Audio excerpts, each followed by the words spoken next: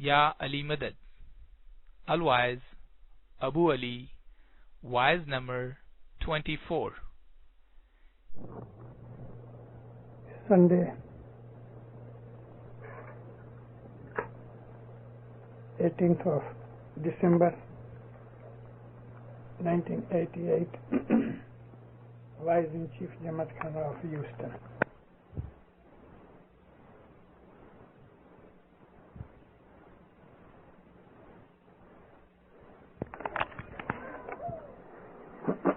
یا علی مدد.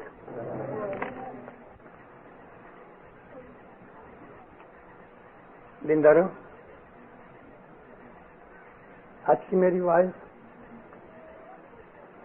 بہت دھیان سے سننا. یوں تو میں ہمیشہ اپنی وائزوں کے اندر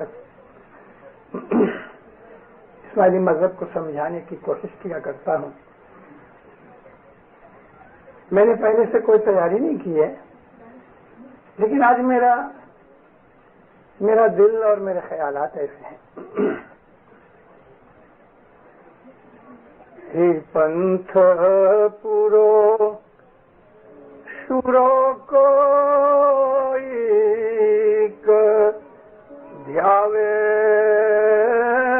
ہی پنتھ پورو شورو کوئی دھیاوے، نبی محمد جو کہاوے،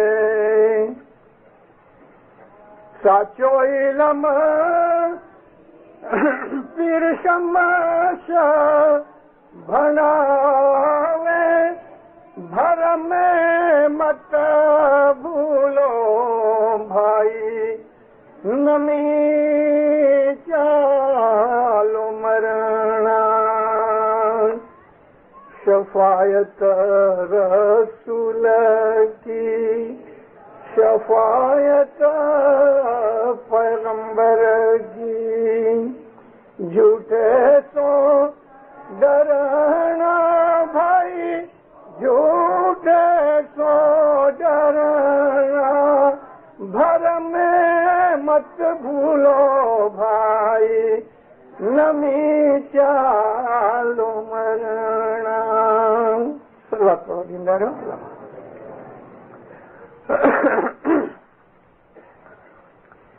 تین چار دن سے بیمار تھا، میرا گلا ایسا بگڑا، معاف کرنا. ہی پنتھ، یہ جو مذہب ہے صراط المستقیم، جو بہادر ہے نا وہ اس کے اوپر عمل کرتے ہیں. شورا کہتے ہیں بہادر کو. ہی پنتھ پورو شورو کوئی دھیاوے، جو عمل میں پورا ہوئے اور ہمت والا بہادر ہوئے، وہی اس مذہب کے اوپر عمل کر سکتا ہے. نبی محمد جو ہے وہ کہاوے، مطلب کہ نبی یا رسول جو کچھ بھی ہے اس نے جو تمہارے سامنے عمل کر کے اپنا اسوہ حسنہ بتایا ہے، اس کو ایسا سمجھ کے زندگی گزارے. ساتھیو، علم تمہارے سامنے سچائی کی شمس بیان کر رہے ہیں. محمد کی، رسول کی شفاعت وہ تمہیں اس دنیا میں سے نجات دلائے گی.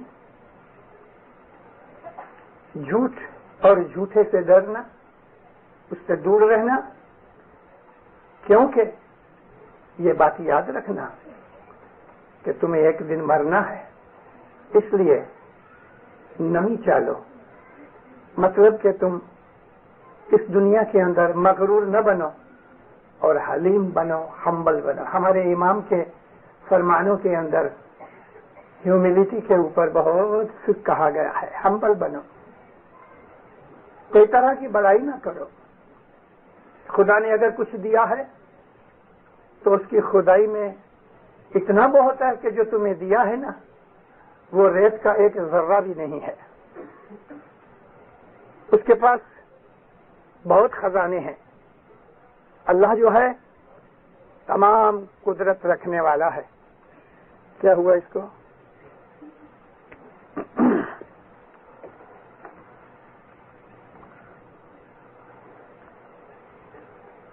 سلوات پڑھو دن دادو.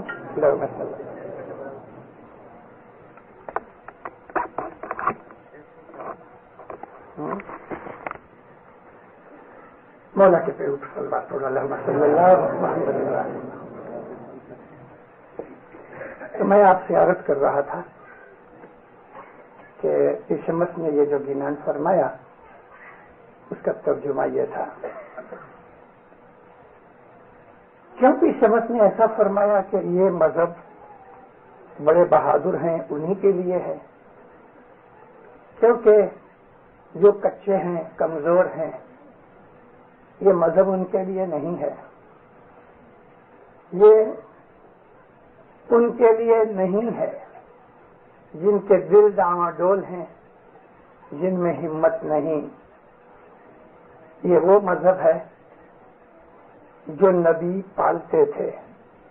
1,24,000 نبیوں کا جو دین تھا یہ وہی دین ہے جو آج اس پروردگار کی رحمت سے ہمیں ملا ہے. یہ وہی دین ہے کہ جو دین قرآن شریف کے اندر سکھایا گیا ہے. یہ وہی دین ہے کہ جو محمد رسول اللہ نے ہمیں سکھایا ہے. یہ وہی دین ہے دینداروں کہ جس پہ فرشتے عمل کرتے ہیں. بھلا اس دین کا ایسنس کیا ہے؟ اس دین کا ایسنس ہے کہ تم نے جس کی بیعت کی ہے، جس کو تم نے اپنا مالک مانا ہے، جس کے سامنے تم نے سر جھکا کے اس کی بیعت کی ہے، اس کا ہر حکم مانا جائے. یہ اسماعیلی مذہب ہے اور اسلام اسی کا نام ہے. اللہ یہ فرماتا ہے کہ اطیعوا اللہ و اطیعوا الرسول ھذا صراط المستقیم. صراط المستقیم کیا ہے؟ اللہ کی تابعداری اور رسول کی تابعداری. اللہ کی تابعداری ہم کو کیسے پتہ لگے؟ تھوڑی ہم کو وہی اتری ہے کہ اللہ تعالی ہم کو یہ فرماوے، وہی تو محمد کے اوپر اتری اور محمد نے ہمیں بھی بتایا کہ اللہ نے یہ کہا. تو سب سے پہلے ہمارا ایمان محمد پر ہے. اگر ہم نے محمد کو نہیں مانا تو اللہ کو بھی نہیں مانا. محض اللہ کو مان لینے سے دین اسلام پورا نہیں ہوتا. محمد کے بغیر اسلام ہے ہی نہیں، محمد کے بغیر عبادت ہے ہی نہیں، محمد کے بغیر اطاعت ہے ہی نہیں. لے دے کے سب کچھ سینٹر مرکز جو ہے وہ محمد ہے. ارے دیندارو،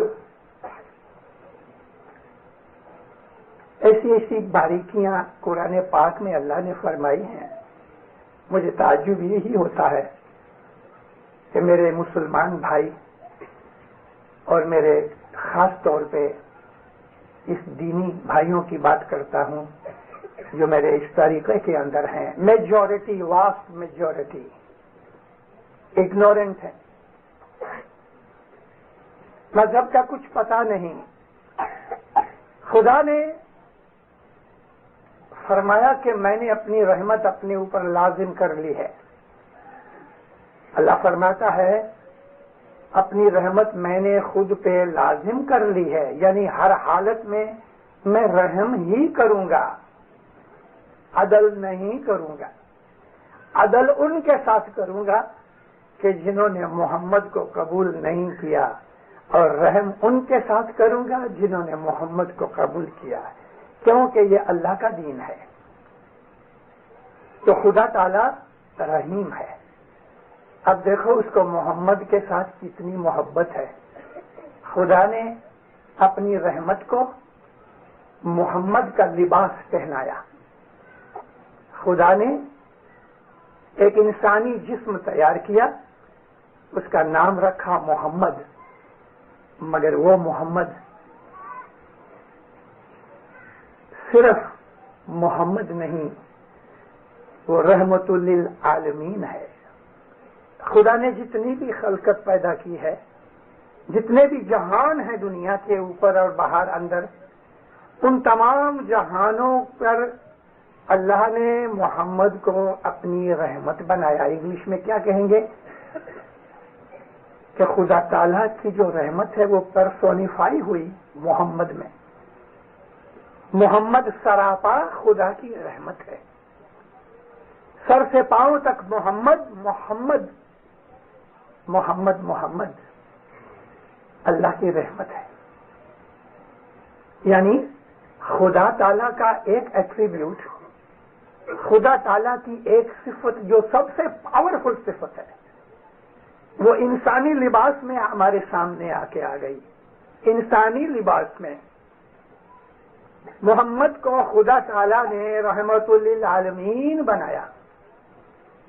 اور ٹھہرو، خدا تعالیٰ نے محمد کو اپنے ناموں میں سے دو اور نام دیے، رؤوف الرحیم۔ محمد کے لیے اللہ نے رؤوف الرحیم کے دو اپنے خود کے نام بھی اس کو دیے۔ تو محمد اور اللہ میں فرق نہیں، مگر میں اس محمد کی بات نہیں کرتا کہ جو دنیا کے اندر جسمانی طور کے اوپر آ کے بوڑھے ہو کے گزر گئے۔ وہ بدن کے بات نہیں ہے، بات اس محمد کی ہے کہ جو نبی ہے، اور نبوت کی وجہ سے اس کو خدا تعالیٰ نے ہمارے لیے رحمت بنا کے بھیجا، تاکہ ہمارے اوپر یہ رحم کیا جائے کہ ہم خدا کی شناخت اور معرفت سمجھ سکیں۔ اگر محمد نہیں تو دین ہے ہی نہیں، محمد نہیں تو عبادت نہیں۔ ارے جس نماز میں محمد کا نام نہیں لیا جاتا وہ نماز ہے ہی نہیں، جس سجدے کے ساتھ محمد یاد نہیں آتا وہ ہے ہی نہیں۔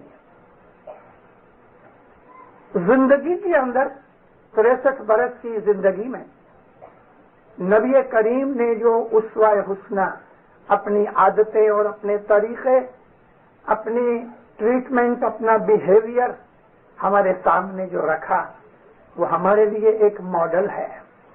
اور اللہ نے یہی کہا ہے کہ تم محمد کی عادتوں میں سے سیکھو۔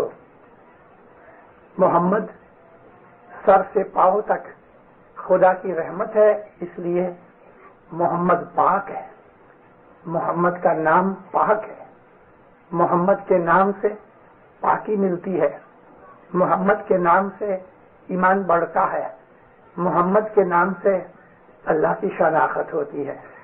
محمد ہر زمانے کے اندر موجود رہے، ہر نبی کا جو نور تھا وہ محمد ہی کا نور تھا، اور اگر فرشتے بھی ہیں تو محمد کی وجہ سے، اگر یہ زمین کے اوپر انسان ہیں تو محمد کی وجہ سے، سورج چمکتا ہے تو محمد کی وجہ سے، چاند کی روشنی محمد کی وجہ سے، یہ زمین کے اوپر یہ پھل اور فروٹ جو کچھ بھی ہمیں نظر آتا ہے محمد کی وجہ سے ہے، جتنے بھی جانور ہیں محمد کی وجہ سے ہے، سمندر میں موجیں آتی ہیں محمد کی وجہ سے، ہوا چلتی ہے تو محمد کی وجہ سے، عرش و زمین تک جو کچھ بھی ہے وہ محمد کی وجہ سے ہے۔ اور یہ بھی یاد رکھو کہ خالق محمد ہے، محمد خالق ہے۔ رسول اکرم فرماتے ہیں خدا نے سب سے پہلے اپنے نور میں سے میرے نور کو جدا کیا، انا من نوری،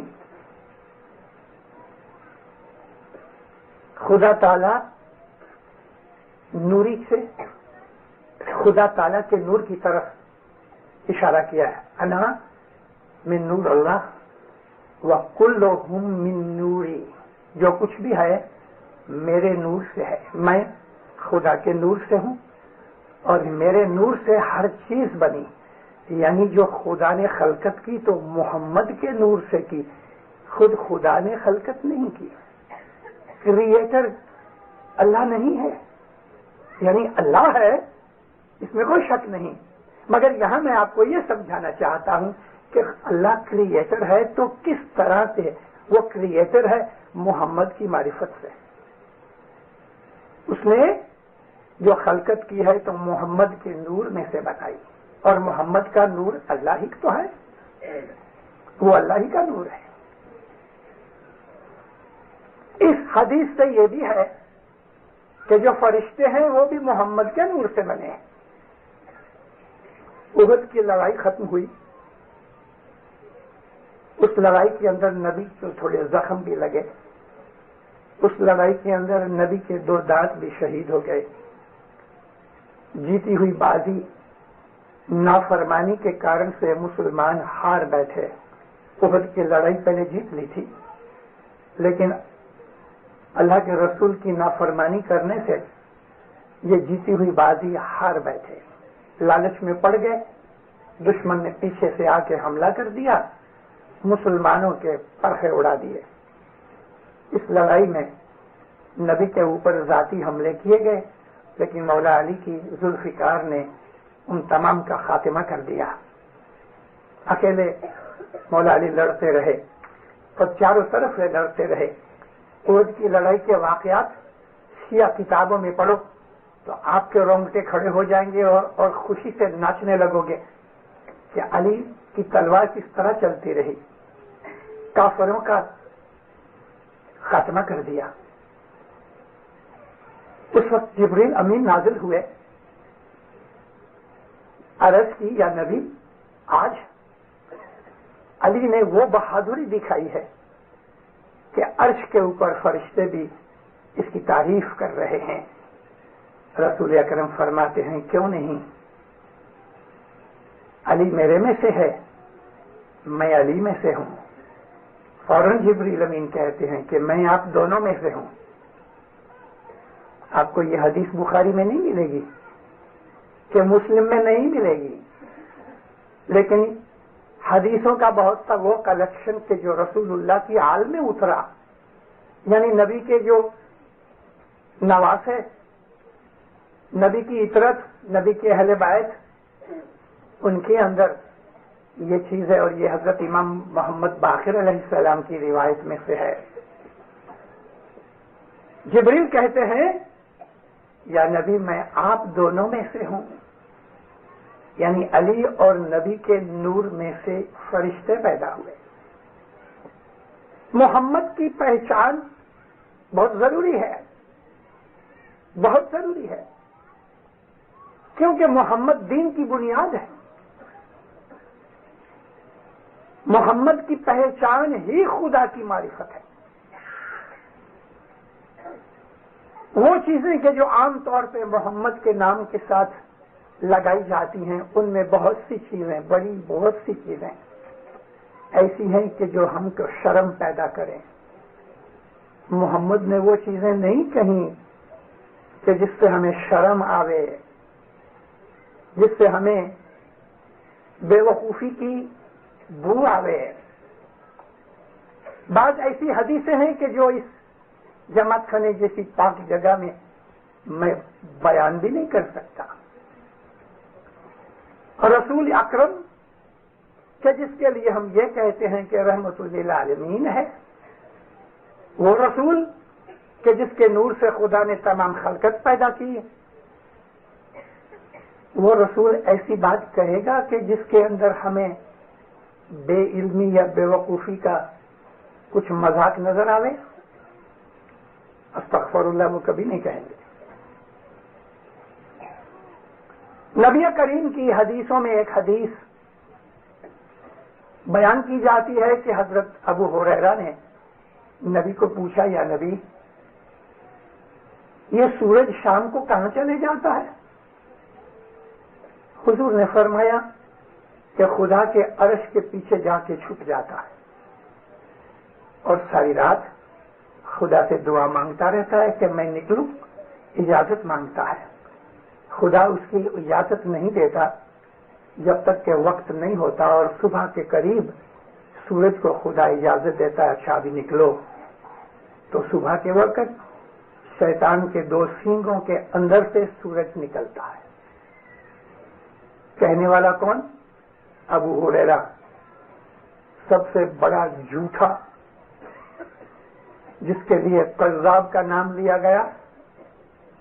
ابو ہریرہ جس نے 3 برس کے اندر 5300 حدیثیں لکھی، اور اس کی پوزیشن یہ تھی کہ رسول اکرم کے نزدیک بھی جا نہیں سکتا تھا. ہاں اس نے ضرور دیکھا ہے، نبی کو دیکھا ہے، نبی کو تو کافروں نے بھی دیکھا تھا.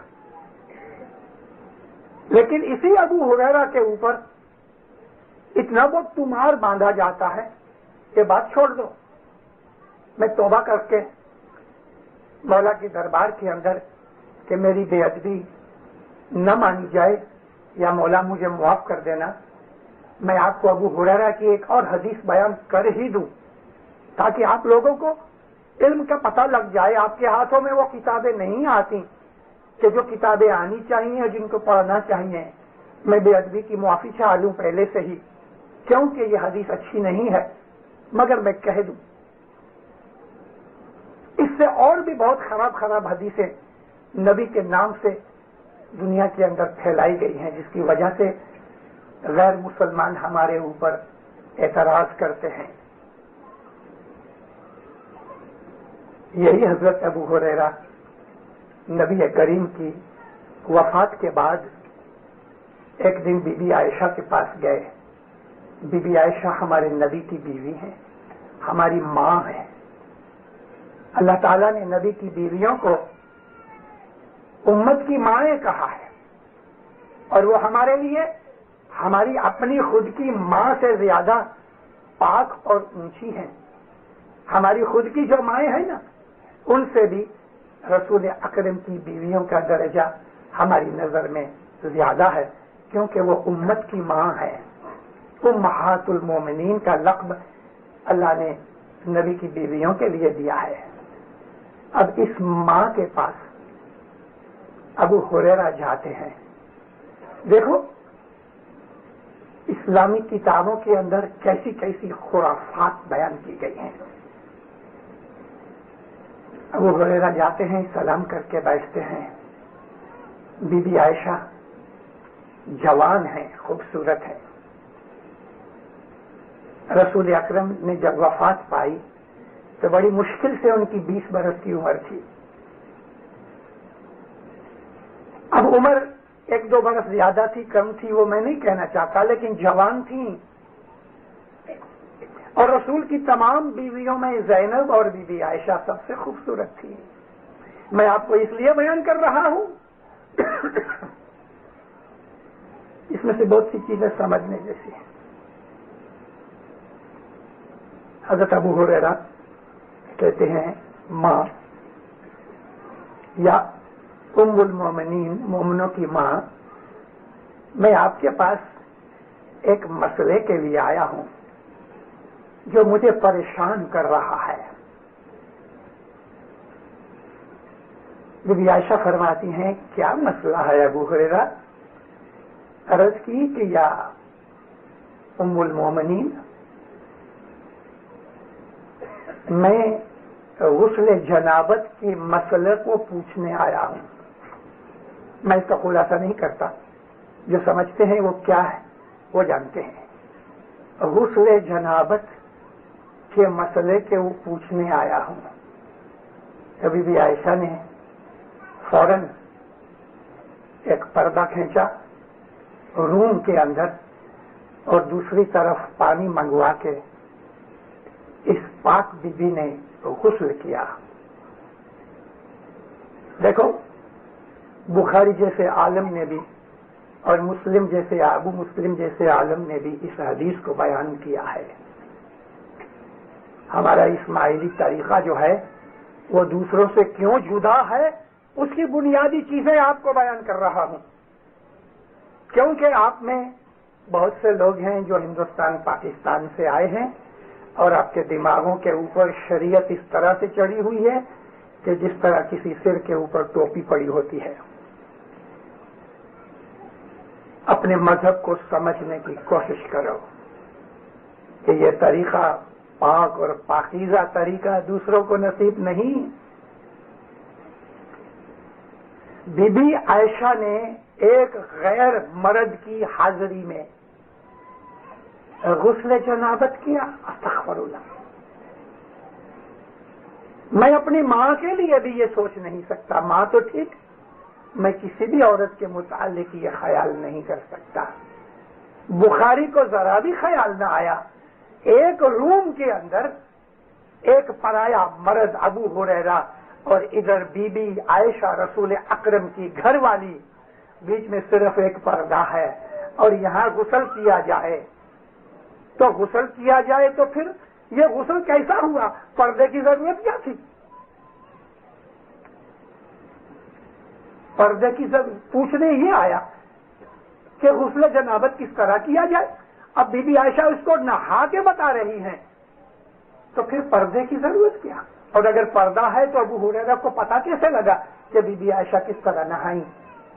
کیسی گندی باتیں ہیں یہ. میں نے پہلے سے توبہ مانگ لی ہے مولا کے حضور میں، لیکن دن داروں میں نے آپ کے سامنے اس لیے یہ باتیں کی، آپ کو معلوم ہونا چاہیے کہ ایسے بہت سے لوگ ہیں ہماری جماعت کے اندر کہ جو شریعت پکار رہے ہیں، جو مسلمانوں کے ساتھ ملنا چاہتے ہیں. ہم سچے مسلمان ہیں الحمدللہ. وہ اسلام، وہ دین کہ جو نبی محمد صلی اللہ علیہ وسلم رحمت العالمین لے کے آئے، وہ دین آپ کو جماعت خانے میں ملے گا، مسجد میں نہیں. البتہ مسجد میں خدا کی عبادت ہوتی ہے. مسجد اللہ کا گھر ہے، پاک ہے. مسجد میں جو نماز پڑھی جاتی ہے وہ اللہ کی عبادت ہے. میں اس بات کے لیے کرٹیسائز نہیں کرتا. میں خود مسجد میں جایا کرتا ہوں، نماز پڑھتا ہوں، لیکن میں نے آپ کو کہا کہ جو دین آپ کو یہاں ملے گا وہ مسجد میں نہیں. کیوں نہیں؟ مسجد میں تو نماز پڑھی جاتی ہے، کبھی کبھی خطبہ ہوتا ہے، بس، اور تو کچھ نہیں ہوتا. یہ علم کی جو باتیں میں آپ کو بیان کر رہا ہوں مسجد میں نہیں ہوتی، جماعت خانوں میں ہوتی ہیں. مسجد میں علی کی اور امام کی شناخت نہیں دی جاتی جو جماعت خانے میں دی جاتی ہے. جو دین اسلام کا ایک بیسک پرنسپل ہے. مسجد اللہ کا گھر ہے، پاک جگہ ہے، اور مسجد میں جا کے عبادت ہونی چاہیے. مگر میں آپ کو یہ بیان کر رہا ہوں کہ ہمارے پاس اور ہمارے وہ بھائی کہ جو ہمیں یہ تانا مینا دیتے ہیں کہ تم اسماعیلی مسلمان نہیں ہو، میں آپ کو تفاوت بیان کرنا رہا ہوں کہ حقیقت کیا ہے. یہ چیز کہ ابو ہریرہ بی بی عائشہ کے پاس جا کے غسل جنابت کے لیے پوچھے، ہم تو خیال بھی نہیں کر سکتے. یہ تعلیم کہ سورج شیطان کے دو سینگوں میں سے نکلتا ہے. آج کل کے بچے یونیورسٹی میں اور اسکولوں میں پڑھتے ہیں، فزکس پڑھتے ہیں، وہ تو سن کے ہنسیں گے. وہ شیطان کے کون سے سینگوں میں سے سورج نکلتا ہے؟ سورج تو 24 گھنٹے گھوم رہا ہے، وہ کہیں بھی چھپ کے بیٹھا نہیں. نبی کو بوجھو، نبی کو جانو، اور نبی کی سچائی کہاں سے ملے گی؟ نبی کے گھر والوں سے ملے گی، نبی کے گھر والوں میں سے. اور نبی کے گھر والے کون ہیں؟ علی ہیں، حسن ہیں، حسین ہیں، زین العابدین ہیں، محمد باقر ہیں، شاہ کریم صلوات اللہ علیہ ہیں، جن کے پاس نبی کی وراثت ہے. ان کے پاس سے نبی کی باتیں ملتی ہیں، ان میں سے پتہ لگتا ہے. رسول نے تو اور بہت کچھ کہا ہے. آج جو کچھ بھی بازاروں کی کتابوں کے اندر رسول اللہ کے نام کی حدیثیں ملتی ہیں، ان حدیثوں میں ایسی ایسی باتیں ہیں کہ جماعت خانہ تو ٹھیک ہے، کبھی 5 آدمی محفل میں بیٹھے ہوں، صرف مرد ہوں نا، تو بھی میں یہ ایسی حدیثیں ان کو بھی بیان نہ کروں، میں پڑھ کے لال پیلا ہو گیا، مجھے پسینہ آ گیا کہ یہ باتیں حدیثوں میں ہیں، ان کے اوپر دھار و مدار بنایا گیا ہے۔ اس لیے پیر شمس نے کہا کہ یہ جو پنتھ ہے اس کو پوری طرح کوئی بہادر ہی پالتا ہے، اس میں قربانیاں ہیں، اس کے اندر سیکریفائس ہے، دین کے اوپر عمل کرنا آسان نہیں۔ یہ دین نہیں ہے کہ صرف ہم اللہ اللہ پکارتے رہیں، محمد کا کلمہ بھی پڑھ لیا اور دنیا کے گناہ بھی کرتے رہے۔ دین تو انسان کو بدل دیتا ہے۔ الحمدللہ دین اسلام کے اندر، مسلمانوں کے اندر، شیعوں اور غیر شیعوں میں، یعنی غیر شیعہ تو بہت زیادہ ہیں، کثرت ہے ان کی، عالم، فاضل، عابد، پرہیزگار، نیک آدمی بہت ہیں۔ مسلمانوں کے اندر بڑے بڑے صوفی ہیں، بڑے بڑے عالم ہیں، اور میں خوش نصیب ہوں کہ میں بہت سے لوگوں کو پرسنلی جانتا بھی ہوں، ان یاروں دوستوں کے ساتھ بیٹھ کے مذہب کی باتیں کی ہیں۔ سنیوں کے اندر بھی بڑے بڑے عالم، بڑے بڑے عابد ہیں، مگر میں میجورٹی کی بات کر رہا ہوں کہ جنہوں نے مذہب کو سمجھا نہیں۔ نبی کریم نے ہم کو اللہ کے فرمان سے وہ سب کچھ سنایا کہ جو ہم نے سیکھا، مگر یہ یاد رکھو کہ اسماعیلی مذہب کو جاننے کے لیے، اس طریقت کو سمجھنے کے لیے کہ جو رسول اکرم نے ہمیں سکھائی، ہمیں اس زمانے کی تھوڑی ہسٹری ضرور جاننی چاہیے۔ نبی کے زمانے کے اندر ہی، حیاتی میں ہی، مسلمانوں کے جو دل تھے ایک دوسرے سے جدا تھے۔ میں وہ ہسٹری آج بیان نہیں کر سکتا، لیکن آپ کے پاس ایسی بہت سی کتابیں ہیں کہ جن میں سے آپ کو وہ چیزیں مل سکتی ہیں۔ خاص طور پہ شیعوں کی لکھی ہوئی کتابیں ڈھونڈو، شیعوں کی لکھی ہوئی کتابیں ڈھونڈو۔ ہمارے اور ان دوسرے شیعوں کے اندر ایک تفاوت ہے کہ وہ غائب امام کو مانتے ہیں، امام کی غیبت کو اور امام کی حاضری کو مانتے ہیں، باقی اور کوئی فرق نہیں۔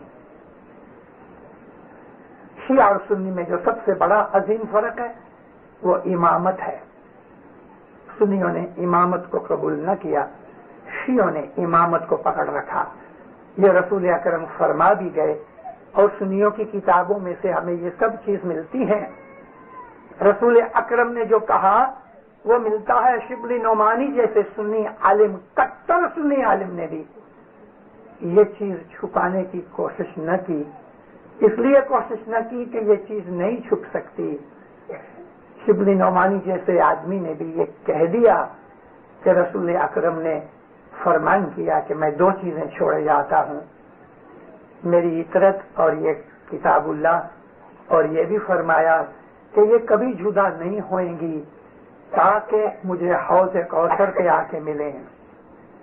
اگر یہ بات سنی عالم کی قلم سے نکلی، شبلی نعمانی کی مشہور عالم کتاب جو ہے وہ سیرت النبی ہے، جو 6 پارٹ میں نکلی، اس نے صرف 2 ہی پارٹ لکھے، مگر اس کے نوٹس میں سے سلیمان ندوی نے، اس کے شاگرد نے، پھر بعد 4 حصے اور نکالے۔ لیکن شبلی نعمانی جیسے عالم نے اس بات کو قبول کیا کہ نبی فرمایا میں 2 چیزیں چھوڑے جاتا ہوں جو ایک دوسرے سے کبھی جدا نہ ہوں گی، یہی حبل اللہ ہے، اللہ کی کتاب اور امامت، یہی وہ 2 چیزیں ہیں۔ اور ان کی اطرت کا مطلب یہ نہیں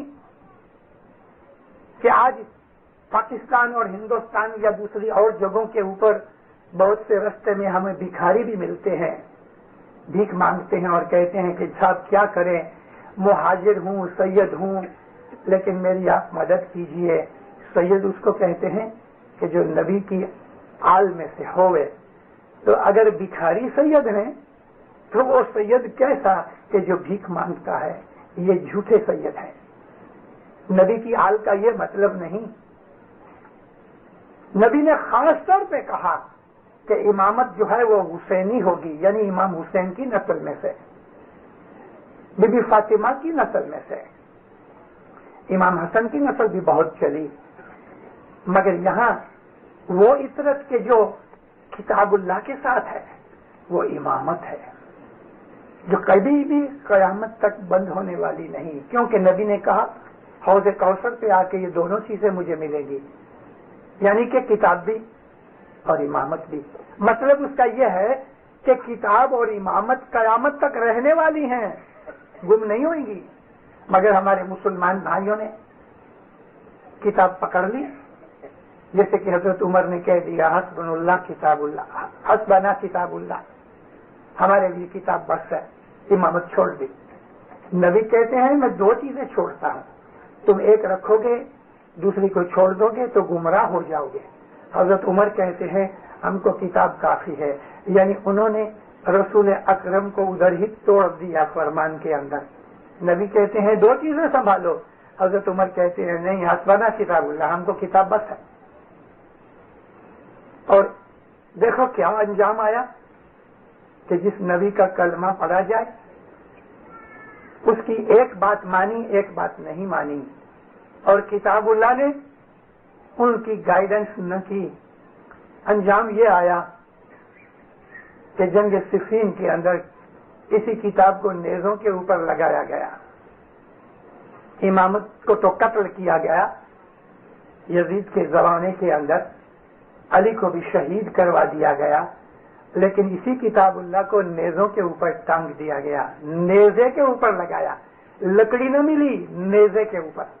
मैंने 3 दफा रिपीट ये किया कि समझो मैं क्या कह रहा हूं।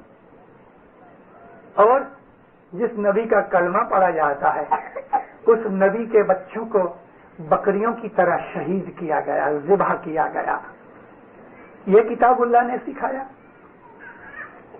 जिसका कलमा पढ़ा जाता है, मौलाना हुसैन का सर मुबारक ट्रे में रख के जब यजीद के सामने पेश किया गया तो उस मलऊन ने हाथ में एक छड़ी थी, मौलाना हुसैन के दांतों के ऊपर वो छड़ी मारी। उस वक्त अब्दुल्ला बिन जाबिर अंसारी रह न सका, खड़ा होकर कहता है यजीद, मैंने अपनी आंखों से देखा है कि रसूल अकरम ने जहां तुम छड़ी मार रहे हो दांतों पे, यहां बोसे दिए थे। रसूलुल्लाह अपने नवासों के होंठ चूमा करते थे, इतना ही नहीं अपनी जीभ इमाम हुसैन के मुंह में डालते थे, और इमाम हुसैन अपनी बचपन की हालत में रसूल अकरम की नाना की जीभ को चूसा करते थे। क्या प्यार होगा इन दोनों में, क्या मोहब्बत होगी।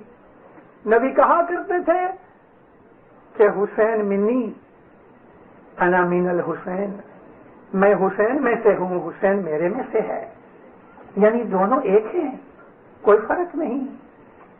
उस रसूल का कलमा पढ़ने वाले, उस रसूल के नाम के ऊपर पुकार करने वाले, आजान देने वाले, उसी रसूल के नवासे को बकरी की तरह ज़िबह करते हैं।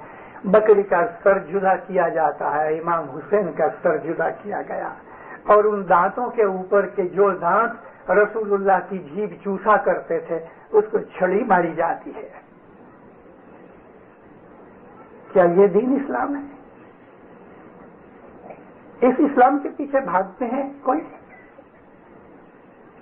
और फिर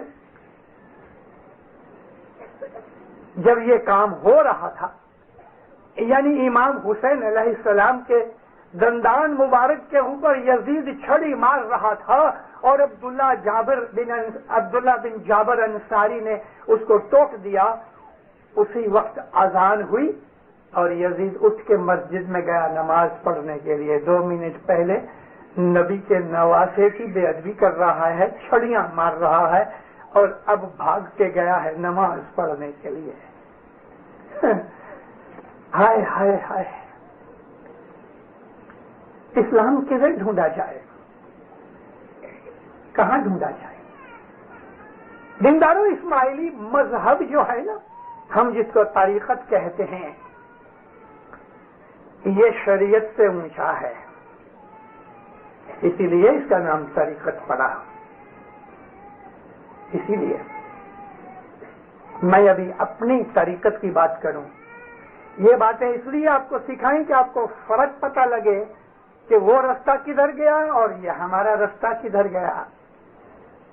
نبی نے اپنی حیاتی میں ہی بعض ایسے آدمی تیار کیے تھے جو خوش نصیب تھے, ان کو علم دیا, ان کو عبادت سکھائی, ان کی روحانیت کو بلند کیا. یہ وہ لوگ بزرگ تھے, یہ وہ بہادر اور مرد تھے, یہ وہ دین کے شیر تھے کہ جو ہمارے مذہب کی, رسول اکرم کی وفات سے پہلے بھی اور اس کے بعد بھی اس طریقت کے گروپ کو انہوں نے آرگنائز کیا. جیسے کہ سلیمان فارسی, جیسے کہ حضرت ابو ذر غفاری, جیسے کہ حضرت عمار بن یاسر. ایسے 40 آدمی تھے جو نبی کریم سے عبادت سیکھا کرتے تھے. یہ 40 آدمی وہ تھے کہ جو نبی کریم کی ایک ایک بات کے اوپر عمل کرتے تھے. یہ وہ لوگ تھے اور ان کے بعد انہوں کے سکھائے ہوئے لوگ کہ جو حضرت علی کے دامن پکڑ کے بیٹھے رہے اور اس امام زمان کی خدمت کرتے رہے. امرتسر کے اندر میں نے کل تھوڑا یہ ذکر کیا تھا, آج واپس اس لیے ریپیٹ کروں کہ آپ میں سے بہت سے گئے کل میری آواز میں نہیں تھے. ایک سنی مولوی نے علی کی شان کے اندر 650 پیج کی ایک کتاب لکھی کہ جس میں اس نے تمام حدیثیں اکٹھی کی کہ جو نبی نے علی کے لیے فرمائی تھیں. 650 صفحے کی کتاب میں علی کی شان کی حدیثیں بیان کی. رسول اکرم فرما گئے غدیر خون کے درمیان اور آپ کی وفات کے درمیان جو واقعات بنے, ان واقعات کو بہت سمجھنا چاہیے. یعنی رسول اکرم نے جب آخری حج کے بعد غدیر خون کے اوپر رسول اکرم نے اپنے اللہ کے فرمان سے علی کی شناخت بتائی اور امامت کی شناخت ان کو دکھائی, اور نبی کریم نے اپنی دستار مبارک, پگڑی مبارک علی کے سر پہ رکھ کے اس کو بادشاہی امامت لوگوں کے سامنے ظاہر کر دی. علی کو نبی نے امام نہیں بنایا, نبی نے علی کی امامت ظاہر کی. نبی جو ہے وہ نبی ہیں اور علی ہیں وہ امام ہیں. یہ نبوت اور امامت کا سلسلہ ہمارے اسماعیلی طریقے کی بنیاد ہے. اللہ جو ہے وہ باپ کی طرح بھی ہے, ماں کی طرح بھی پیار کرنے والا ہے. ان دونوں چیزوں کو خدا تعالیٰ نے امامت اور نبوت میں رکھ دیا. اگرچہ نبوت ختم ہو گئی, محمد کے بعد قیامت تک کوئی نبی نہیں ہوگا انشاءاللہ. یہ اللہ کا حکم ہے, وہ آخری نبی تھے اور ہم اس بات کو مانتے اور قبول کرتے ہیں. لیکن ہدایت جو ہے وہ جاری ہے, اور وہ ہدایت جاری ہے, شاہ پیر سے جاری ہے. تو یہ جو مذہب ہے نا اسماعیلی مذہب, اس کے اندر سختیاں بھی بہت ہیں. ابو ذر غفاری نے ابو بکر کے دربار میں جا کے اس کو بہت کچھ کہا کہ دیکھ یہ حق جو ہے یہ علی کا ہے. حضرت ابو بکر بہت بگڑے, مگر حضرت ابو بکر نرم طبیعت تھے, انہوں نے تو سختی نہیں کی. حضرت عمر کے دربار میں بھی جا کے ابو ذر غفاری ہمیشہ حق بیان کیا کرتے تھے اور ان کے اوپر ناراضگی ہوا کرتی تھی. حضرت عثمان کا زمانہ آیا تو ابو ذر غفاری کی ولن ان کا وطیرہ وہی رہا کہ جو حضرت ابو بکر حضرت عمر کے زمانے میں رہا، لیکن حضرت عثمان جو تھے وہ بنی امیہ میں سے تھے، لہذا بگڑ گئے اور انہوں نے حضرت ابو ذر غفاری کو معاویہ کے پاس سیریا بھیج دیا، کیونکہ معاویہ حضرت عمر کے زمانے سے سیریا کے اندر رہتے تھے، حضرت عمر نے ان کو سیریا کا گورنر بنایا تھا۔ اور بھیجا کس طرح؟ اونٹ کے اوپر، کہ جس اونٹ کے اوپر کوئی بھی کجاوا یا زین نہیں ڈالی گئی تھی، اور وہ جو اونٹ تھا وہ کارگو اونٹ تھا، یعنی مال بردار اونٹ تھا، مسافری کا اونٹ نہیں تھا۔ اور کیا ہوا کہ آپ کے دونوں زانوں کا گوشت گرتا رہا، زانوں کی ہڈی ننگی ہاں ہو گئی دونوں سائڈ میں، اور اس ظلم کے ساتھ ابو ذر کو مارا گیا یا مروا دیا گیا۔ رسول اکرم کے بڑے پیارے، بہت ہی پیارے صحابی تھے، عمار بن یاسر کو 90 برس کی عمر کے اندر بھی جب وہ اپنے مولا کے نام کے اوپر لڑنے کے لیے گیا، عمار بن یاسر 90 برس کے ہو گئے لیکن علی کے ساتھ صفین کی لڑائی میں لڑنے کے لیے گئے۔ مولا نے کہا بھی عمار ابھی تم بوڑھے ہو گئے ہو، کہتے یا علی مجھے اس حدیث کو پورا کرنا ہے کہ جو رسول اللہ نے فرمائی تھی کہ وہ گروہ کہ جو ناحق پر ہوگا، ظلم پر ہوگا، ان کے ہاتھوں سے عمار بن یاسر کی موت ہوگی، اور عمار بن یاسر جنگ صفین میں معاویہ کے لشکر کے ہاتھوں مارے گئے۔ تو وہ حدیث پوری ہو گئی کہ وہ اے عمار تم کو وہ گروہ قتل کرے گا کہ جو ناحق پر ہوگا، اور معاویہ کا لشکر ناحق پر تھا۔ آپ یہ چیزیں پڑھو تاکہ آپ کو دین کا پتہ لگے کہ کس طرح سے ہمارے وڈواؤں نے، ہمارے بزرگوں نے اس دین کے لیے جانیں دیں، اپنی اولادیں قربان کی۔ رسول اکرم کے زمانے سے لے کے ہر زمانے کے امام کی امامت کے درمیان اسماعیلیوں نے اس دھنی کے لیے، اس مالک اور ہمارے معشوق کے لیے، کیونکہ ہم جتنا پیار مولا کو کرتے ہیں اتنا پیار ہم کسی کو نہیں کرتے، اسی لیے میرے منہ سے لفظ نکل گئے کہ یہ نورانی معشوق ہمارا، اس کے لیے جو قربانیاں کی گئی ہیں وہ ہسٹری کے اندر بیان ہے۔ ہم اپنے مولا کو جتنا چاہتے ہیں اتنا ہی، بلکہ اس سے بھی زیادہ علی کو وہ لوگ رسول اللہ کے زمانے میں چاہتے تھے، علی اور نبی دونوں کو چاہتے تھے، کیونکہ نبی نے ہی ان کی محبت سکھائی گئی۔ نبی نے ہی یہ کہا تھا کہ علی کے پیچھے چلو، یہی حق ہے۔ علی علی علی علی رہا، علی امام ہے، اور نبی کریم نے ہم کو اس کی شناخت بتائی۔ میجورٹی نے علی کو قبول نہ کیا، کیونکہ علی کا جو گھر ہے وہ سمپل سادہ گھر ہے۔ علی جو کی روٹی کھاتے ہیں، ان کے پاس دنیاوی مال و دولت ہونے پر بھی سادہ زندگی گزارتے ہیں۔ علی نے اپنے بھائی کو عبداللہ ابن العباس، ان کا سگا بھائی نہیں تھا، چچیرا بھائی تھا، حضرت عباس کا لڑکا تھا۔ عبداللہ بن عباس بہت عالم شخص تھے، لیکن اس نے زکوٰۃ کا مال کھایا اور علی نے اس کو بلا بھیجا۔ وہ سمجھ گیا کہ علی میرے کو چھوڑنے والا نہیں ہے، بھائی ہوا تو کیا ہوا، بھاگ کے معاویہ کے پاس چلا گیا، اس کی گود میں بیٹھ گیا۔ ارے علی کے رشتہ دار بھی علی کی انصافی اور سختی کے اوپر ڈرتے تھے۔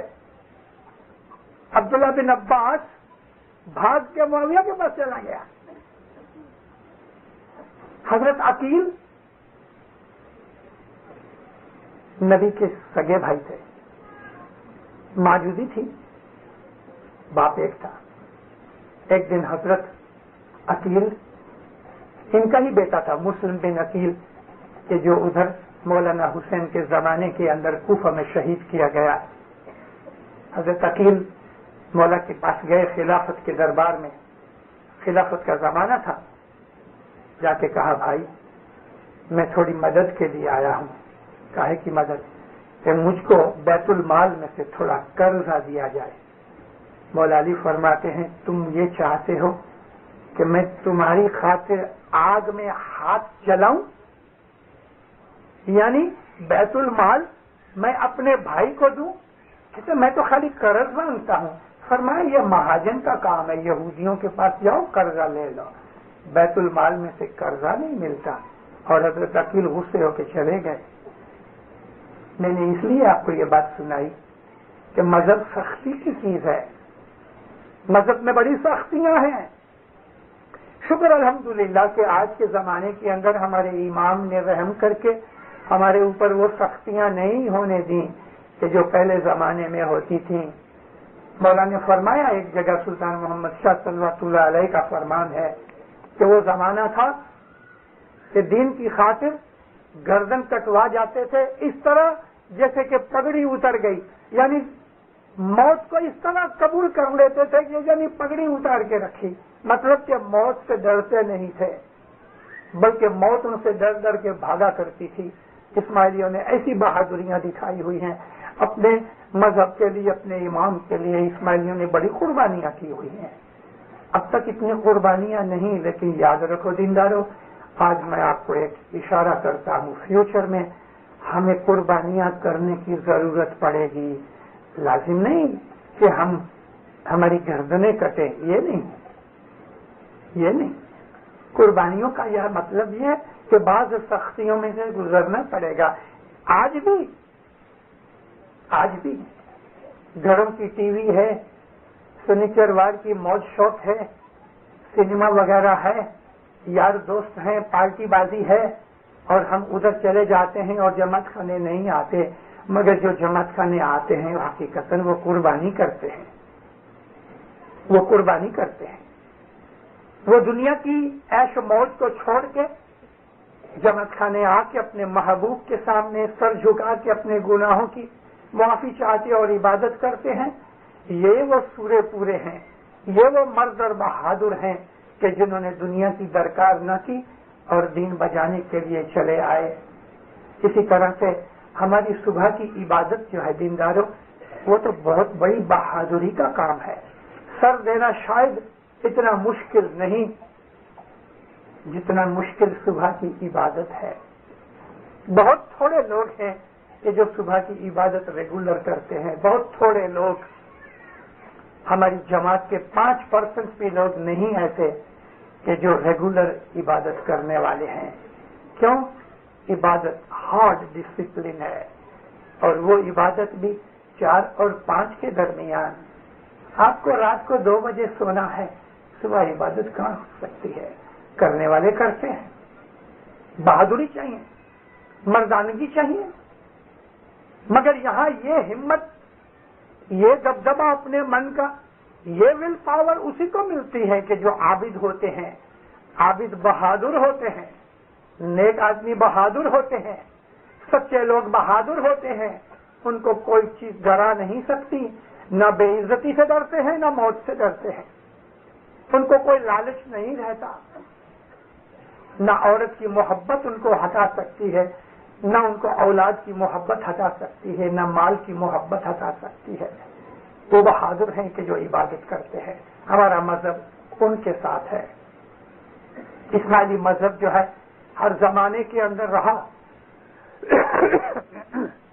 اسماعیلی مذہب ہر زمانے میں رہے گا، اور اسماعیلی مذہب کے اندر جو بنیادی اصول ہیں وہ بنیاد کبھی ہلنے والی نہیں۔ لیکن جس طرح ایک مکان ہے، اس کی بنیادیں بڑی مضبوط ہیں اور اس کے اوپر 2 4 5 منزل کے مکان بنے ہوئے ہیں۔ اب کسی منزل کے اوپر ہمیں ضرورت پڑی کہ بھئی ایک روم بڑا کرنا ہے، تو بعض دیواریں ہم توڑ کے اس روم کو بڑا کر دیتے ہیں، بعض روم ایسا بڑا ہوتا ہے تو اس کے اندر دیوار کھینچ کے اس کو ہم چھوٹا بنا دیتے ہیں، 2 بنا دیتے ہیں۔ تو یہ جو اوپر کے منزلوں کے اندر ہم تھوڑا فرق فیر کر دیتے ہیں، اس سے بنیاد کا کوئی تعلق نہیں، بنیاد تو اپنی جگہ مضبوط ہے۔ میں نے آپ کو یہ مثال اس لیے دی ہے کہ زمانے کے حساب سے ہمارے اماموں نے بہت سے ایسے فرمان بھی کیے ہیں کہ جو زمانے کے حساب سے بدلے گئے۔ پہلے اماموں کے زمانے میں اور تھا، ہر زمانے کے امام کے اندر فرمانوں میں کچھ تبدیلیاں زمانے کے حساب سے ہوتی ہیں، اور آج بھی کبھی حضرت امام کو ضرورت پڑی تو امام حکم کرے تو بعض چینجز بھی ہو سکتے ہیں، لیکن بنیاد نہیں، بنیاد اٹل ہے، بنیاد میں فرق کبھی نہیں آئے گا۔ امام نے کھلے طور پہ اس دفعہ 2 مہینے پہلے اکتوبر مہینے کی 5 تاریخ کو جب حضرت امام دارالسلام تشریف لائے تو 6 تاریخ کو پہلے ہی دن دربار کے اندر آ کے جو امام نے فرمان کیا، وہ فرمان سن کے میرا دل تو بہت بڑا ہو گیا، خوشی سے سمایا نہ گیا۔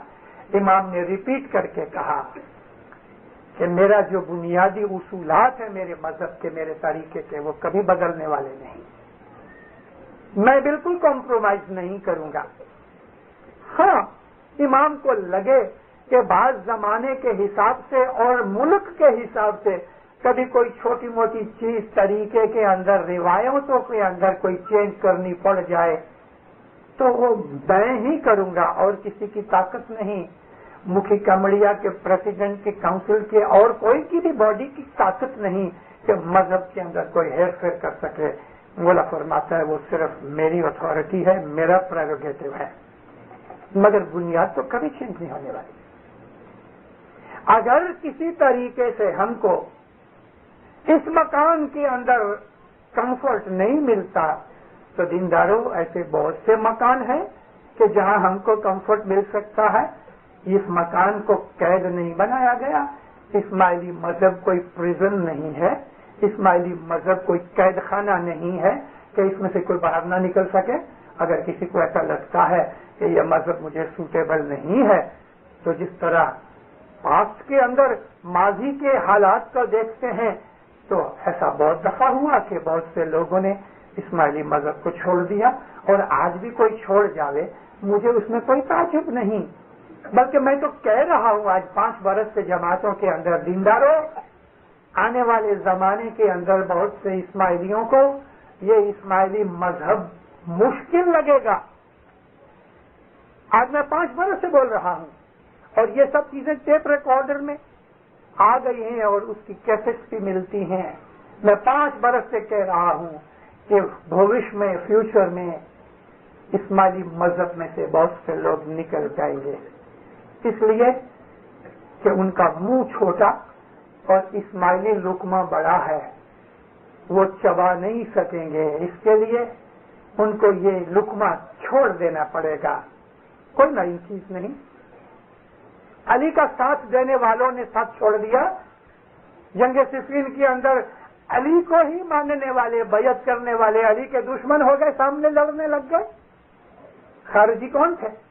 علی کی بیعت کرنے والے تھے۔ جنگ صفین کے اندر علی کو زور لگا کے کہا گیا کہ ابھی لڑائی بند کرو نہیں تو ہم تم کو قتل کریں گے۔ ارے علی کی طرف سے لڑنے والے، علی کی بیعت کر کے علی کے لشکر میں معاویہ سے لڑائی کرنے والے علی کو کہہ رہے ہیں کہ لڑائی بند کرو نہیں تو ہم تم کو قتل کریں گے۔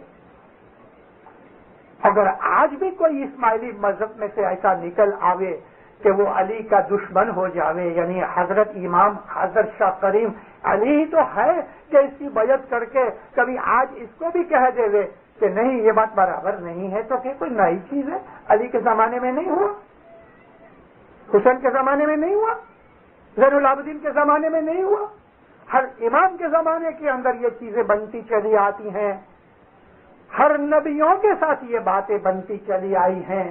جتنے بھی نبی 1,24,000 ہیں، ہمارے پاس 96 نبیوں کے حالات اور ان کی ہسٹری ملتی ہے، باقی نبیوں کی نہیں ملتی، لیکن یہ 96 نبیوں کے حالات پڑھنے کے بعد ان کی تمام کی لائف میں بہت سی چیزیں جو ہیں نا وہ ملتی جلتی ہیں، اور اس پہ سے ہمیں معلوم ہوتا ہے کہ ضرور ہر نبی کے سامنے یہ تمام پرابلم تکلیفیں آئی تھیں کہ ان کے ہی سگے، ان کے ہی مرید ان کے دشمن بن گئے، اماموں کے ساتھ بھی یہی بنتا رہا، اور آج حاضر امام کے ساتھ بھی کبھی یہ بن جائے تو کئی نہ یہ چیز نہیں۔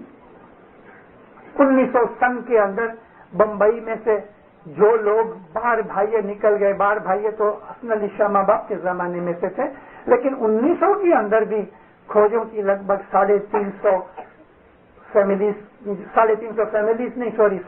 آدمی، 100 سے کم فیملیاں تھیں، انہوں نے حضرت امام کی بیعت توڑ ڈالی۔ ان میں سے بہت سے ایسے تھے کہ جن کے باپ دادا بڑے بڑے مومن تھے اور مذہب کے خادم تھے، اور انہوں نے 1900 سن کے اندر بمبئی کے اندر اور 1901 میں افریقہ کے اندر اسماعیلی مذہب کو چھوڑ کے اتناشری بن گئے۔ ہمیں اس سے کوئی تعجب نہیں ہوا، ان کے ساتھ ہماری کوئی دشمنی نہیں، انہوں نے بیعت کر کے توڑ دی اور پھر گئے، علی کی بیعت کر کے توڑ دی گئی، پھر گئے، اور سب سے پہلے علی کی بیعت کرنے والے حضرت عمر تھے۔ غدیر خم کے اندر سب سے پہلے حضرت عمر نے علی کی بیعت کی اور کہا کہ یا علی تو میرا اور کل مومنین کا اور مومنات کا مولا ہے۔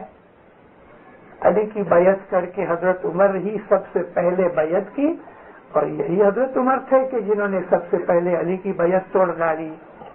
رسول اکرم صلی اللہ علیہ وسلم نے جب وفات پائی تو فوراً اٹھ کے بھاگ کے انہوں نے خلافت اپنے ہاتھ میں لے لی جو علی کا حق تھا۔ علی کی بیعت کر کے علی کا سامنا کیا، علی کی بیعت کر کے علی کو مارنے کے لیے صفین میں تیار ہوئے، علی کی بیعت کر کے خارجیوں نے علی کے ساتھ لڑائی بھی کی، اور 30,000 آدمی، بعض کتابوں کے اندر 9,000 لکھے ہوئے ہیں، علی کو مارنا پڑا۔ صرف 9 آدمی بچے جو بھاگ کے بحرین میں جا کے چھپ گئے۔ آج بحرین میں ان کی اولاد ہے جن کو خارجی کہا جاتا ہے۔ زمانے کے حساب سے امام بہت سی تبدیلیاں کرتے ہیں۔ ارے دینداروں، جو لوگ مذہب نہیں سمجھتے، جن کے دلوں کے اندر نفاق ہوتا ہے، ان کی آنکھیں اندر کی اندھی ہوتی ہیں۔ رسول اکرم نے ہجری سن 7 میں اعلان کیا، میں حج کرنے کے لیے جاتا ہوں، کون آتا ہے میرے ساتھ؟ 10,000 آدمی ساتھ ہوئے، 10,000۔ یہ سن 7 کی بات ہے، ہجری سن 7۔ رسول اکرم مدینے سے نکلے حج کرنے کے لیے، مکہ کے قریب پہنچے، 3 میل مکہ جب باقی رہ گیا تو نبی نے فرمایا پڑاؤ ڈالو۔ چلو بھائی، تمبو لگائے گئے، نیچے اترے۔ دوسرے دن نبی نے ایک آدمی کو بھیجا کہ جاؤ، جا کے مکہ والوں کو کہو کہ ہم حج کی نیت سے آئے ہیں، لڑائی کی نیت سے نہیں۔ یہ جب بھیجا گیا تو سب سے پہلے فرمان حضرت عمر کو کیا کہ جاؤ اے عمر ابن الخطاب، مکہ میں جا کے ان کو کہو کہ ہم حج کی نیت سے آتے ہیں۔ کہنے لگا یا نبی، میرے بہت دشمن ادھر ہے، میں نہیں جاتا، کسی اور کو بھیجو۔ یہ نافرمانی مذہب میں جائز نہیں۔ سامنے موت بھی نظر آتی ہوئے تو بھی جنرل کا حکم کوئی بھی سولجر ٹالتا نہیں ہے، لیکن حضرت عمر نے ٹال دیا۔ دوسروں کو بھی کہا گیا، آخر ایک آدمی کو بھیجا گیا اور انہوں نے اس کو کہا کہ دیکھو، ہم جانتے ہیں کہ تم لوگ ہتھیار کے بغیر آئے ہو، حج کی نیت سے آئے ہو، لیکن اس دفعہ واپس چلے جاؤ، دوسرے برس آنا۔ معاہدہ ہوا جس کو عہد نامہ رضوان کہا گیا، اور اسی رضوان درخت کے نیچے نبی نے ان کی بیعت بھی لی، جس کو بیت الرضوان بھی کہتے ہیں، اور نبی حج کیے بغیر واپس آ گئے۔ نبی جو اگم نگم کی خبر جانتا ہے، جو کچھ کہتا ہی نہیں سوا خدا کے حکم سے، نبی ہم کو پہلے کہتا ہے چلو حج کے لیے، اور حج کیے بغیر واپس آ گئے۔ میجورٹی مسلمانوں کا ایمان ڈاواں ڈول ہو گیا کہ یہ اس نبی کو پتا نہیں تھا کہ حج نہیں ہوئے گا۔ اگر یہ روحانی آدمی ہے تو اس نے تو پھر ہمارے لیے دغا فریب کر دیا۔ کئیوں نے بہت سی باتیں کی، الفاروق نام کی ایک کتاب ہے شبلی نعمانی کی لکھی ہوئی، حضرت عمر کی لائف کے اوپر اس نے اس کی 2 والیومز لکھی ہیں. الفاروق. شبلی نعمانی کٹر سنی ہے. اس نے رپورٹ کی ہے کہ خود حضرت عمر نے یہ کہا کہ میرے کو نبی کی نبوت کے اوپر شک پیدا ہو گیا کہ جب نبی حج کیے بغیر واپس لوٹ آئے. اگر حضرت عمر کو نبی کی نبوت پہ شک ہو جائے تو آج ایسے بہت سے لوگ ہیں کہ جن کو آج کی اس دنیا کی موہ ممتا مایا گناہ کی لائف کے اندر امامت کے اوپر کوئی شک آ جائے تو کوئی نئی چیز ہے. ایسا تو ہوتا رہتا ہے، ایسا تو دیندارا ہوتا رہتا ہے. ہر نبی ہر امام کے زمانے کے اندر انہیں کو ماننے والے ان کے دشمن بنتے ہیں. اس لیے بنتے ہیں کہ ان کا ایمان کچا ہوتا ہے. اگر آپ کو کبھی یہ پتہ لگے کہ بھئی کسی آدمی کا ایمان خراب ہو گیا ہے تو دینداروں میں خاطری سے آپ کو کہتا ہوں سمجھ لو کہ اس آدمی کی دستبند کی خامی ہے. دستبندی آدمی کا ایمان کبھی خراب نہیں ہوتا، مگر دستبند کا میرا مطلب سچی دستبند ہے. ایمان کو سنبھالنے کی سب سے بڑی ایک جو دوا ہے وہ دستبند ہے. جس کی دستبند پکی ہے وہ پکا مرد اور بہادر ہے. کیوں کہ یہ جو مال کی محبت جو ہے نا اس کو کمزور کرتی ہے دستبند. دستبند مال کی محبت کو ویک بناتی ہے اور حضرت امام کی محبت کو مضبوط کرتی ہے. دنیا کی اور بھی بہت سی بدیاں ہیں جو مال کی وجہ سے پیدا ہوتی ہیں، دستبند اس سے بچاتی ہے. اس اسماعیلی مذہب کا مزہ چکھنا ہے، دستبندی بنو. دستبند آپ کو بہت سی چیزیں دے گی. ایک چھوٹا سا بیج جس طرح بڑا درخت بن جاتا ہے اور اس کو ہزاروں پھل اور لاکھوں پتے لگتے ہیں، بہت بڑا پھیلاوا ہو جاتا ہے. دستبند اس بیج کی طرح ہے کہ جس کے ہزاروں پھل لگتے ہیں، لاکھوں پتے شیڈ دیتے ہیں. ایمان کی مضبوطی کے لیے one of the best things جو ہے وہ دستبند ہے. اپنی دستبند برابر رکھو. ایمان کی محبت ملے گی، سمجھداری ملے گی، حقیقت ملے گی، دین دل مضبوط ہو جائے گا. میں کبھی کبھی وعظوں کے اندر کہا کرتا ہوں کہ اسماعیلی مذہب جو ہے نا اس کی بنیاد حضرت امام کی محبت اور حضرت امام کی فرمان برداری ہے.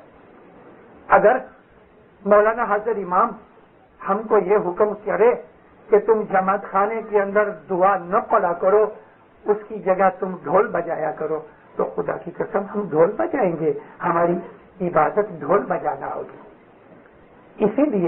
اسی لیے میں کہا کرتا ہوں واعظوں میں جماعتوں کو کہ ہم طریقت میں ہیں، شریعت میں نہیں. شریعت اندھی ہے، شریعت محبت کو نہیں سمجھتی، شریعت حقیقت تک نہیں لے جاتی. یہ طریقت ہے. شریعت کے اندر یہ بالکل اجازت نہیں ہے کہ تم نماز چھوڑ دو. لیکن اگر امام کہے کہ نماز نہ پڑھو، دعا نہ پڑھو، تم نیاز نہ پیو، ڈھول بجاؤ اور ناچا کرو، خدا کی قسم ہم ایسا ہی کریں گے. کیونکہ ہمارا مذہب جو ہے نا وہ طریقت کا ہے. طریقت کے اندر جو مرشد کہے وہ سچا، کتاب میں جو لکھا ہے وہ نہیں، مرشد کے مخ مبارک میں سے جو نکلے وہ چیز سچی ہے، وہی چیز سچی ہے. اس لیے امام زمانے کے حساب سے کبھی ایک فرمان کرتا ہے، 10-20 برس کے بعد وہ فرمان بدل بھی دیتا ہے.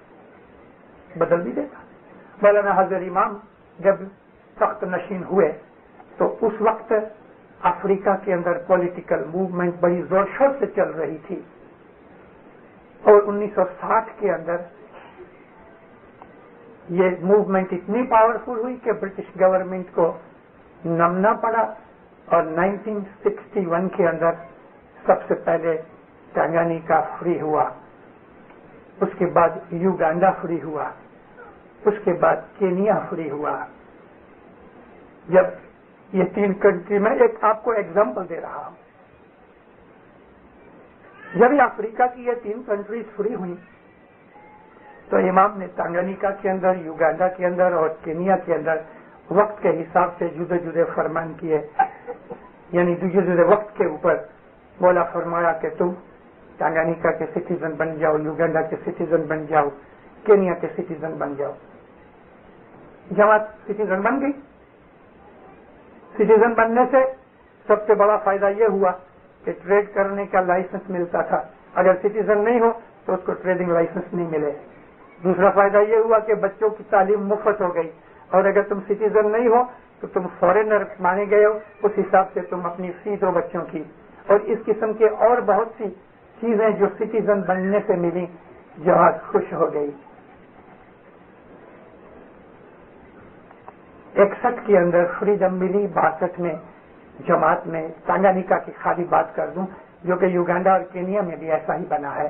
تو دار السلام کی ٹانگانیکا کی ساری جماعت میں جہاں تک بن سکا، میجورٹی نے 100% شاید نہیں، انہوں نے سٹیزن شپ لے لی تنزانیہ کی، ٹانگانیکا کی.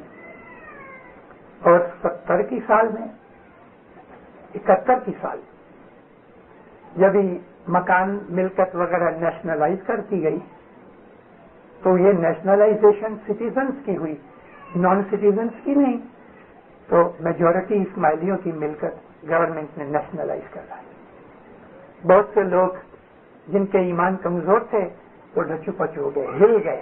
زندگی بھر کی کمائی کر کے انہوں نے ایک مکان بنایا، گورنمنٹ لے گئے.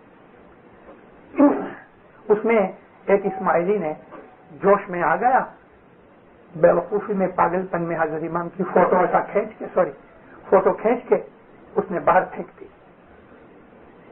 مولانا حضرت امام نے مجھے پرسنلی جب میں ملاقات کے لیے گیا اور حضرت امام نے فرمایا میرے روحانی بچوں نے میری بات کو اچھی طرح نہ سمجھا، اسماعیلی مذہب کے بنیادی اصول نہ سمجھنے کی وجہ سے ایسا بھی ہوا کہ انہوں نے میری فوٹو بھی اٹھا کے پھینک دی. کیوں؟ مذہب نہ سمجھنے کی وجہ سے. حضرت امام کسی وقت ہم کو یہ کہے، جیسا کہ میں نے آپ کو کہا کہ دعا نہ پڑھو ڈھول بجاؤ، تو دینداروں اپنے دل کے اندر ذرا بھی شک پیدا نہ کرنا، ڈھول بجانا. حافظ شیرازی جیسا ایک عالم بزرگ جس کو 1000 برس ہو گئے ہیں، امام سلطان محمد شاہ کو بہت یاد کرتے تھے. حافظ شیرازی لکھتا ہے کہ اگر تیرا مرشد یہ کہے کہ شراب میں اپنے مصلے کو بھگو کے اس پہ بیٹھ کے نماز پڑھ تو ذرا بھی شک نہ کرنا، ذرا بھی انکار نہ کرنا، کیونکہ جو تیرا مرشد جانتا ہے تو نہیں جانتا. شراب حرام ہے، مگر وہ کہتا ہے کہ اگر تیرا مرشد شراب میں بھگوئے ہوئے مصلے پہ بیٹھ کے نماز پڑھنے کو کہے تو کرو. یہی پرنسپل اسماعیلی مذہب کا ہے. یہی انس بن مالک جو سنیوں کے ایک بہت بڑے مشہور رپورٹر ہیں، انس بن مالک سے بہت سی حدیثیں رپورٹ کی گئی ہیں بخاری اور مسلم کے اندر. اور یہ انس بن مالک وہی تھا کہ جس نے علی کی بیعت بھی کی تھی اور بعد میں اس نے انکار کر دیا تھا.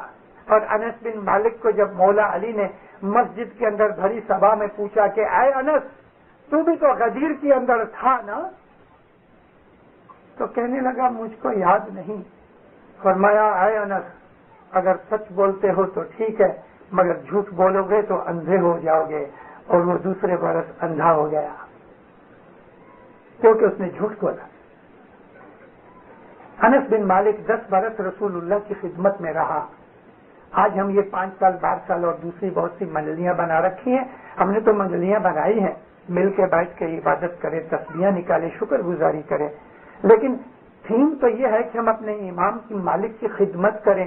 5 برس کریں، 2 برس کریں، 1 برس کریں، 6 مہینے کریں، مگر ہم مفت یعنی امام کے پاس سے کچھ بھی اس کا عوض لیے بغیر ہم جو خدمت کرتے ہیں، ہم اپنی محبت اور وفاداری کا ثبوت دیتے ہیں. یہ مکھی کمڑیا پریسیڈنٹ عملداری اور یہ والنٹیئرز اور یہ بھائیاں کام کرنے والے جتنے بھی سیوک ہیں، دینداروں آپ لوگ امام کی محبت ظاہر کرتے ہو امام کے گھر کی خدمت کر کے. ہمارا مذہب تو یہ ہے امام کی ہم مفت خدمت کرتے ہیں. اتنا ہی نہیں، ارے ضرورت پڑتی تو ہم کھیسے میں سے خرچ بھی کرتے ہیں. وہ اور بات ہے کہ امام زمان کو ایسے لوگوں کی بھی ضرورت ہے کہ جو 24 گھنٹے امام کی خدمت کریں، لہذا وہ دوسرا کام نہیں کر سکتے تو امام ان کو تنخواہیں دیتے ہیں بخشش کے طور پہ، وہ بھی خدمت کرتے ہیں، کیونکہ وہ مولا سے جو ان کو تنخواہ ملتی ہے وہ ان کے کام کا عوض نہیں، ان کی مینٹیننس کے لیے مولا دیتے ہیں، مگر اس کا کام مولا خدمت میں لیتا ہے۔ انس بن مالک نے 10 برس رسول اللہ کی خدمت کی۔ ایک دن انس بن مالک بازو کی کوٹھڑی میں نماز پڑھ رہے تھے، رسول پاک کو کچھ کام کی درپیش ہوئی تو آپ نے آواز دی انس، مگر وہ نماز پڑھتا تھا، سنی اس نے آواز مگر نماز میں آیا نہیں۔ دوبارہ حضور نے آواز لگائی انس، نبی کو معلوم ہے یہ اندر ہے اور ادھر سے ہی رستہ جانے والا اور کوئی رستہ بھی نہیں۔ دوسری دفعہ آواز لگائی پھر بھی انس آیا نہیں۔ تیسری دفعہ رسول اکرم نے زور کے کہا یا ابن مالک، اے مالک کے بیٹے، تو بھی انس نہیں آیا۔ نبی کو بڑی حیرانی ہوئی، حضور اٹھے، اٹھ کے اور جب جھانکا تو وہ اس وقت سلام کے بعد دعا مانگ رہا تھا۔ تو حضور کہتے ہیں انس میں تم کو بلاتا ہوں، آتے کیوں نہیں؟ کہتے یا نبی میں نماز پڑھتا تھا۔ فرمایا کس نے کہا تیرے کو نماز پڑھنے کے لیے؟ فرمایا عرض کی کہ آپ نے فرمایا، تو میں نے تمہیں کہا کہ نماز پڑھا کرو۔ جی ہاں، تو میں تم کو بلاتا ہوں تو تم کیوں نہیں آتے؟ یعنی میں کہتا ہوں نماز پڑھو تو نماز پڑھتے ہو اور میں بلاتا ہوں تو تم آتے نہیں، تو کیا یا نبی میں نماز توڑ کے آؤں؟ فرمایا ہاں، میرا حکم ماننا ہی عبادت ہے۔ یہ ہمارا اسماعیلی مذہب کا تھیم ہے، یہ ہماری فاؤنڈیشن ہے، ہماری عبادت، ہمارا ایمان، ہماری محبت، ہمارا عمل جو کچھ بھی ہے حضرت امام کی فرمان برداری میں ہے۔ جس نے یہ بات نہیں سمجھی اس نے اسماعیلی طریقہ نہیں سمجھا۔ یہ بات جو آج میں نے آپ کو کہی، جب ہم غیروں کے ساتھ، خاص طور پہ مسلمان بھائیوں کے ساتھ جو سمجھدار ہیں، پڑھے لکھے ہیں، جب آپ ان کے ساتھ یہ باتیں کرو گے تو وہ اس بات کی قدر کریں گے، لیکن جو جٹ ہیں ان کے ساتھ ایسی بات کرنا بھی نہیں، ان کی سمجھ میں نہیں آئے گا۔ ہی پنتھ پورو شورو کوئی دھیاوے، نبی محمد جو گئے کہاوے۔ نبی محمد کو دیکھو، وہ جو تھا نا اس طرح سے وہ آدمی کہاوے، یعنی اس نبی کریم کے اسوہ حسنہ میں سے وہ عمل کرے۔ ساچو علم کی شمس بناوے، تم کو سچائی سے شمس دے رہے ہیں کہ رسول اکرم نے جو تمہیں رستہ بتایا ہے، وہ جو امامت کی شناخت نبی نے دی ہے اس کے اوپر قائم رہو۔ اسماعیلی مذہب جو ہے حضرت امام کی تابعداری کا ہی نام ہے، اسماعیلی طریقہ حضرت امام کی محبت ہی کا نام ہے۔ حضرت امام کو راضی کرنا ہی ہماری مذہبی زندگی کا فرض ہے، اور دیندار اس میں سب سے بڑی جو اعلیٰ درجے کی چیز ہے وہ دسوند ہے، اور دسوند پھر ہم کو عبادت اور نیکیوں کی طرف لے جاتی ہے۔ سکھی آباد رہو۔ مولا آپ کے دشمنوں کو دفع دور کرے، آپ کی بلاؤں کو دفع دور کرے، آپ کی مشکلوں کو آسان کرے، آپ کی نیک مرادیں قبول کرے، آپ کی دعاؤں میں اثر پیدا کرے، آپ کی جان مال میں برکت دے دے، اولاد میں برکت دے دے، روزی کمانی تندرستی میں برکت دے دے، آپ کا ایمان پہاڑ کی طرح مضبوط کر دے دے۔ مولانا حضرت امام دین و دنیا کے اندر ہمیشہ آپ کی مدد کرتا رہے، آپ کو نور سے گائیڈ کرتا رہے، آپ اس گائیڈنس کے اوپر فرمان برداری کے ساتھ عمل کرتے رہو۔ دین و دنیا کی تمام مشکلیں مصیبتیں آپ سے دور رکھے، دین و دنیا کی تمام خوشیاں برکتیں نوازشیں آپ کو دے، ظاہر باطن دیدار نصیب کرے۔